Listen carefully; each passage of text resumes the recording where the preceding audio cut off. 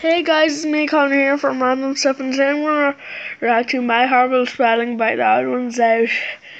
And it looks like coffee's up on the corner, the top politician, and disappoint. Yeah, that's disappoint doesn't look wrong. But anyway. Okay, class, spell Wednesday. I don't know how to spell Wednesday. Well, James, just sound it out. Oh, okay. So, like this? No, James, it's Wednesday. You said sound it out, and that's how you sound it out. You think you have it bad? Who is spelled with an X? I think it comes to no surprise that I'm terrible at spelling. I feel like everyone in life falls into two categories. Either you're good at math and bad at reading, or you're weird. And if you've seen my other videos, you know that I'm a math boy. My mom told me that I have dyslexia because she's dyslexia and I have all the symptoms, but we never got that diagnosed by a doctor, so... You can't make me take my meds, Mom! A lot of times what I do to cover up the fact that I spell lower than a first grade level is I will purposely misspell words to the point where it's obviously a joke. You thought I was doing that to be funny, but it's actually because I have zero self-confidence in my spelling, and I don't want anyone to point out my mistakes. I mentioned this in a different video, but in elementary school, I was put into an honors program, and everyone had to take spelling tests a grade ahead of their level. And by everyone, I mean everyone except me, because I failed every single spelling test. So I had to take spelling tests that were on level. Ew. Every week when we took a spelling test, I would have to move to the back of the classroom, and the teacher would stand right next to me. She'd call out everyone else's word, which had like 8 syllables, like anti-disestablishmentarianism. She'd turn to me and give me my on-level word. James, your word is cat.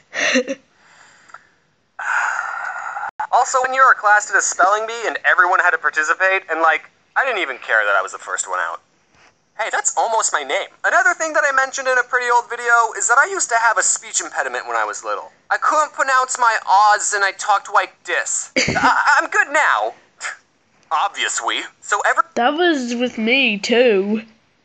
Every other day during school, I had to go to a speech therapy class, and one day the teacher who taught me how to pronounce my O's, I'll call her Mrs. I was only saying my R's right until like 2 or 3 years ago.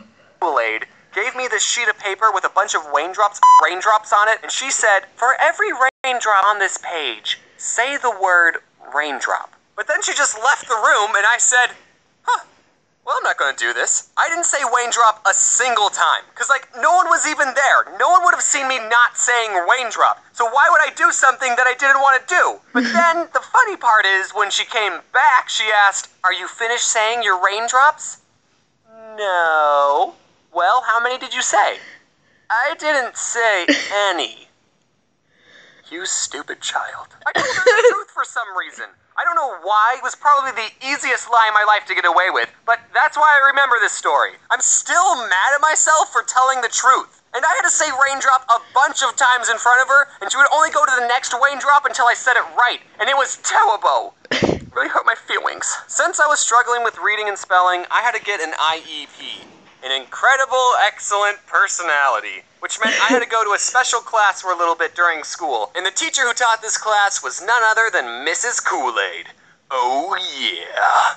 I don't know why I said it like that. I don't remember anyone ever telling me I was put into a special needs class. I just remember going into speech therapy every other day, and then those classes slowly morphed into teaching me how to read and spell. I don't know, I thought reading this book would have helped me talk better. 2 other kids were in the reading class with me, and I remember the day when reading for me just clicked. Us 3 were given a simple sentence to read. It was about bees. It was so simple. It was literally just, to defend their hive from wasps, bees don't sting the wasp. Instead, they all crowd around the wasp and flap their wings to raise their body temperature, heating up the wasp until it dies. And then Mrs. Kool-Aid asked us, okay, how do bees defend against wasps? And the other 2 kids said, they sting them. And I said, what? No, you morons! Didn't you read this?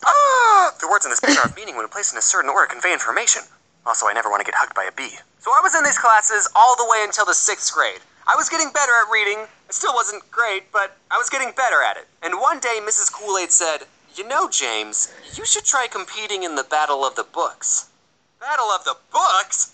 Battle of the Books? Battle of the Books! Finally, reading sounds fun! At my school, Battle of the Books was this competition where students were given a list of 4 books to read within a time limit of like 2 months. I don't remember how long it was. And after however many months it was, the contestants would sit in an auditorium and take turns answering questions about the books. And whoever got the most questions right would get a pizza party. And that's where the battle part comes in.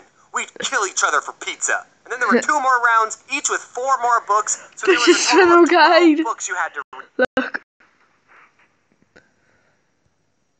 Limit of like 2 months. I don't remember how long it was. And after however many months it was, the contestants would sit in an auditorium and take turns answering questions about the books. And whoever got the most questions right would get a pizza party. And that's where the battle part comes in. We'd kill each other for pizza. And then there were 2 more rounds, each with 4 more On round 2, the first book is the Ultimate Fidget Spinner Guide.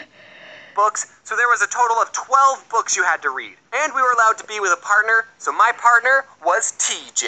Hey TJ, do you remember Battle of the Books? Yeah man, it was great. Now you're probably thinking that 4 books in 2 months isn't that hard, especially since they're kids' books. But as someone who didn't read any books on my own outside of school, it was a challenge. But I discovered a way to cheat the system. I discovered something called audiobooks. Instead of having to sit still and read the book, I could just have someone read the book to me. And I would get through the book so much faster. I'd be able to read a book in about 8 hours as opposed to reading a book never, because I would never be able to finish a book on my own. And I was actually able to understand what was going on. I legitimately thought that listening to audiobooks was cheating because of how well it worked. So I never told anyone my secret until just now. Please don't tell anyone. Also, I didn't just turn on an audiobook and start playing video games. No, I sat in my bed next to the CD player and followed along with the book, and sometimes I even took notes. I've wanted to talk about my love for audiobooks for so long, but I can't, because then people will think I'm getting paid by a certain company, but I'm not, and I'll prove it. Instead of wasting your money on quality audiobooks made by professionals, you guys should all check out LibriVox.org, where you can listen to free public domain audiobooks, which means there's only old-timey classical books on it, like Aesop's Fables, which in my opinion is all you need. Anyway, TJ and I did the Battle of the Books, and for one of the rounds, TJ was sick, so I had to answer the questions all by myself, and I never forgave him for that. And also the whole time I was keeping track of everyone's points, and me and TJ got the most questions right. My math skills are finally being useful. I was already craving the pizza. After the last round, the teacher said, "Okay, I'll tally up all the points and let you all know who the winner is in a couple of weeks." But since I was keeping track of everyone's score, I already knew we won. I turned to TJ and I said, "TJ, guess what? We already..." Oh, this is the round that you were sick on. How did I not notice that until just now? But then, a couple of weeks go by, and I'm not hearing any news about a pizza party. I was expecting to walk into class one day, and there would just be a pile of pizza boxes waiting for me. But that never happened. The teacher in charge of the competition was the librarian, so one day I went up to her and I asked, "So, did you ever say who won the Battle of the Books? Also, my favorite pizza is barbecue chicken." And she said, "Oh, these 2 5th graders won." So the Battle of the Books was for both 5th and 6th graders. I was a 6th grader, so I went to all the 6th grader battles, but apparently there was some low-life 5th grader who got every single question right and stole my pizza party! And that taught me a valuable lesson. Even when you work hard, you don't always get what you want in life. But that's okay, because one day, you'll be an adult and you can buy all the pizza you want without having to read first. Hello there. Any of you down for a game of soccer?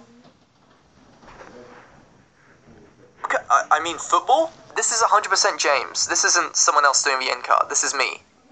Okay, This is James. I would never ask someone else to make an end card for me because I was too lazy. Mads. You guys should check out the channel Get Mads. Get Mads. Am I pronouncing that right? He helps me edit my videos for my second channel. That's right, I have a second channel with a total of 6 videos. Count them, 6. 6 videos. And also, as per usual, I need to thank my colorers who made this video look absolutely amazing. Thanks, guys. I appreciate it. Hey, everyone, go watch these guys' videos for a solid 4,000 hours, including Mads. And as always, what does James say for his outros again? Strap up if you're going on a bumpy ride. Wait, that's not it at all. Buckle up. Wait, no, that's way too American. Oh yeah, wear your seatbelt. That was so funny at the, all through it. You stupid child. Bye.